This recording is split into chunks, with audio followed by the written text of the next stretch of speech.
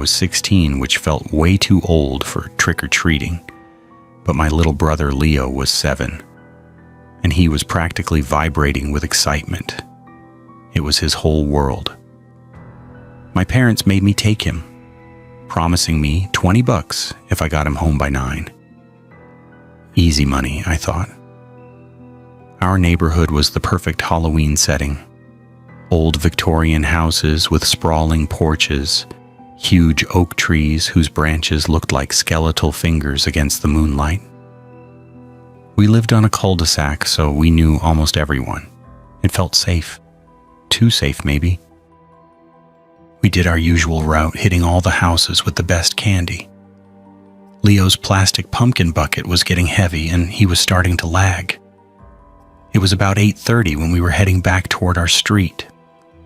There was only one house we hadn't visited, the old Miller place at the very end of the cul-de-sac. It was a strange house, always dark, curtains drawn, with a yard that was more weeds than grass. No one had seen old Mr. Miller in years. Most kids skipped it, saying it was haunted. But that night, for the first time ever, the porch light was on. A single sickly yellow bulb cast long dancing shadows. Leo, emboldened by his sugar rush, pointed. "We missed one." I hesitated. A weird feeling like cold water dripping down my spine washed over me. "I don't know, Leo. It's getting late. Please, Maria." "Just one more," he begged, giving me those big puppy dog eyes I could never say no to. "Fine," I sighed, "but make it quick." We walked up the cracked concrete path. The air grew colder, and the usual sounds of distant laughter and rustling leaves seemed to vanish. All I could hear was the crunch of our shoes and the thumping of my own heart. The door was ancient, dark wood with a tarnished brass knocker. I lifted my hand, but before I could touch it, the door creaked open. An old man stood there. He was impossibly thin, his skin like parchment stretched over bone. He wore a dusty, threadbare suit and didn't smile. His eyes, they were just dark pits, reflecting nothing. He didn't say trick or treat. He just stared down at Leo, then slowly extended a bony hand. In it was a small black velvet bag with a drawstring. It looked antique and oddly expensive. He dropped it into Leo's bucket without a word. Then he looked at me. A faint, dry rasp escaped his lips. "He shouldn't have that." Before I could ask what he meant, he slowly closed the door and the porch light clicked off, plunging us back into darkness. We practically ran home. Leo, oblivious, was thrilled with his special treat. He dumped his candy on the living room floor, but all he cared about was the velvet bag. "What do you think it is?" he asked, fumbling with the drawstring. I snatched it from him. "Don't open it." That man's voice echoed in my head. He shouldn't have that. My parents thought I was being dramatic. It was probably just old-fashioned candy, they said. But the bag felt wrong. It was cold to the touch, and there was a strange, faint smell, like damp earth and something metallic. After arguing with my parents, I finally convinced them to let me keep it away from Leo until the morning. I put it on the highest shelf in my closet and forgot about it, until I was woken up in the middle of the night by a sound from Leo's room. A rhythmic tap, tap, tap. I crept out of bed and peeked into his room. He was sitting up in bed, facing the wall, his small shoulders shaking. The tapping sound was coming from him. He was knocking his head, gently but persistently, against the wall. "Leo," I whispered. He didn't turn. I walked over and touched his shoulder. He flinched, and when he finally looked at me, his eyes were wide with a terror I'd never seen before. "The man wants it back," he whispered, his voice trembling. "He's waiting in my closet." My blood ran cold. I forced a laugh, trying to be the brave older sister. It's just a nightmare, Leo. I opened his closet, nothing but clothes and toys. See, I told him. But he just kept shaking his head, staring at the closet door. The next morning, the velvet bag was gone from my closet. I searched everywhere. It had simply vanished. Leo didn't remember anything from the night before. He didn't even remember the old man or the bag. He was just himself again. We never saw the porch light on at the Miller house again. A few years later, when the city came to deal with the property, they found that Mr. Miller had been dead for over a decade. They said he'd passed away in his armchair, right by the front door. We moved away not long after that, but I'll never forget that Halloween. Sometimes I still wonder what was in that bag, and what would have happened if Leo had been the one to open it.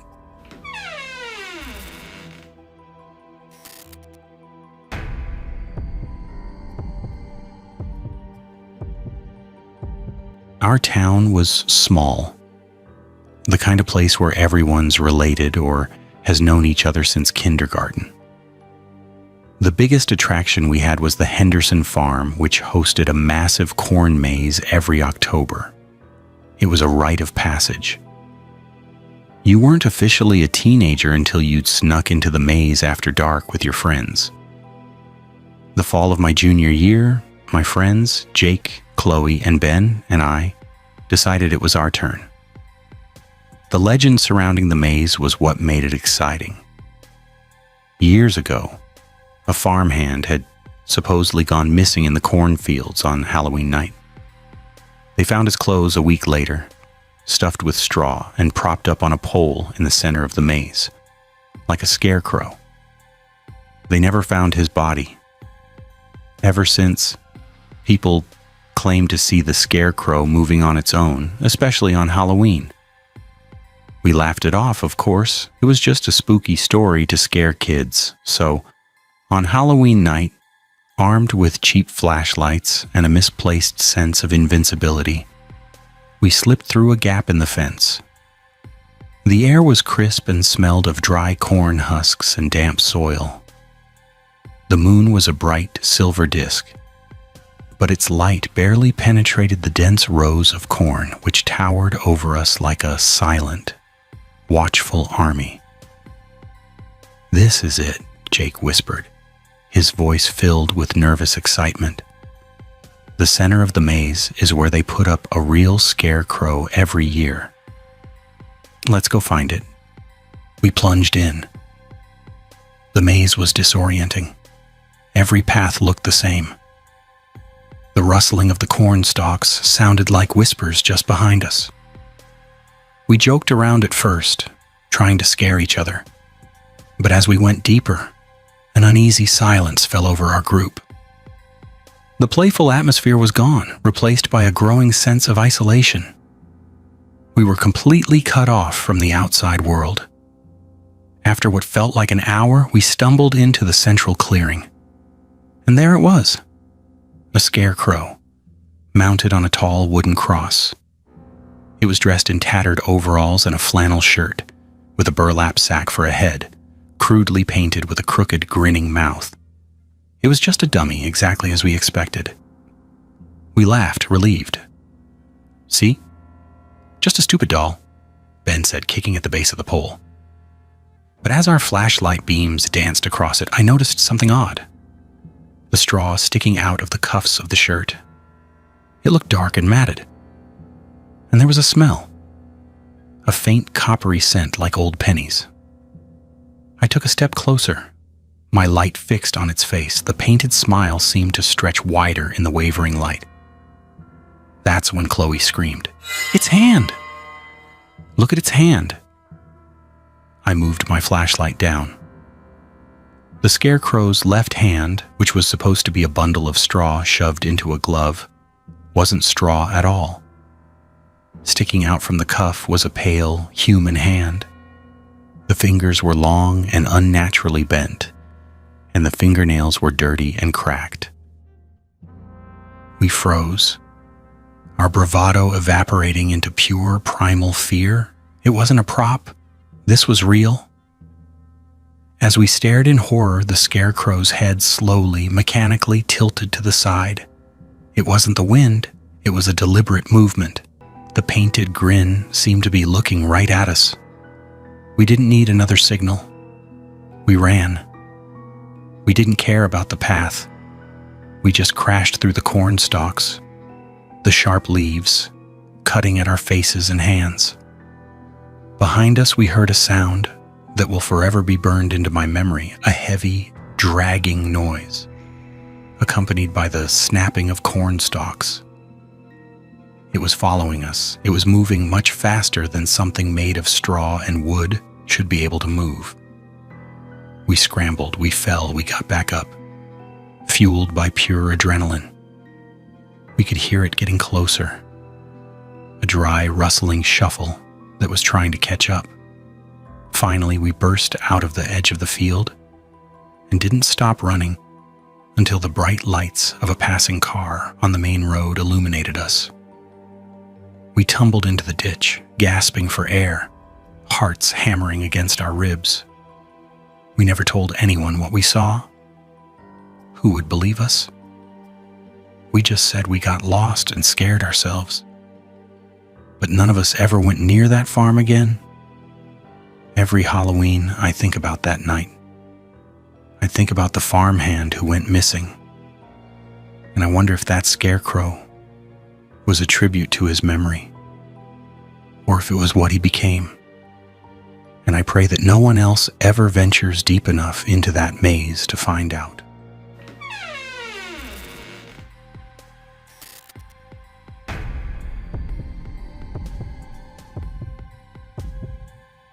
I started babysitting when I was 17 to save up for college. I got a regular gig with the Clarks, a nice family with an adorable 4-year-old daughter named Lily. They lived in a beautiful modern house in a new upscale subdivision where all the homes looked identical. It was the kind of place you see in commercials, where nothing bad is ever supposed to happen. On Halloween night, the Clarks were going to a party. Mrs. Clark walked me through the routine one last time before they left. "Lily's already asleep," she said, handing me the baby monitor. "She's been having some nightmares lately, saying there's a shadow man in her room. Just her imagination working overtime. But if she wakes up, just reassure her." I smiled. No problem. Shadow men and monsters under the bed were standard kid stuff. The house was quiet after they left. I put on a movie, got comfy on their massive couch, and kept the monitor on the coffee table beside me. For the first hour, the only sound was the soft static and Lily's gentle breathing. It was an easy job. Around 10 o'clock, a sound crackled through the monitor. It was a voice, a low, gravelly whisper. It wasn't Lily. "Wake up, little one." My heart leaped into my throat. I grabbed the monitor, turning up the volume. Silence. Maybe it was just interference. A neighbor's monitor, maybe? I tried to convince myself that was it. But the new houses in this neighborhood were spread far apart. It seemed unlikely. I sat there staring at the monitor, my movie completely forgotten. Minutes crawled by. Then it happened again. The same voice, but clearer this time and closer to the microphone. "I see you sleeping." So peaceful. A cold dread washed over me. This was not interference. The voice was coming from inside Lily's room. My mind raced. Was there another family member home I didn't know about? An uncle? A grandfather? Mrs. Clark hadn't mentioned anyone. I crept up the stairs, my steps silent on the plush carpet. The hallway was dark except for a small nightlight near the floor. Lily's door was slightly ajar. I held my breath, listening. I could hear nothing but the faint hum of the house. Slowly, I pushed the door open and peeked inside. The only light was from a moon-shaped nightlight on the wall, casting a soft glow. Lily was asleep in her bed, her chest rising and falling rhythmically. I scanned the room. The closet door was shut. There was no one under the bed, no one in the corner. The room was empty. I felt a wave of relief, but also confusion. Was I going crazy? I quietly backed out, closed the door, and went back downstairs, feeling like a fool. I must have imagined it. I sat back down, my heart still pounding. I picked up the monitor, ready to dismiss the whole thing. And then I heard it one last time. The voice was a chilling, intimate whisper, as if spoken directly into my ear.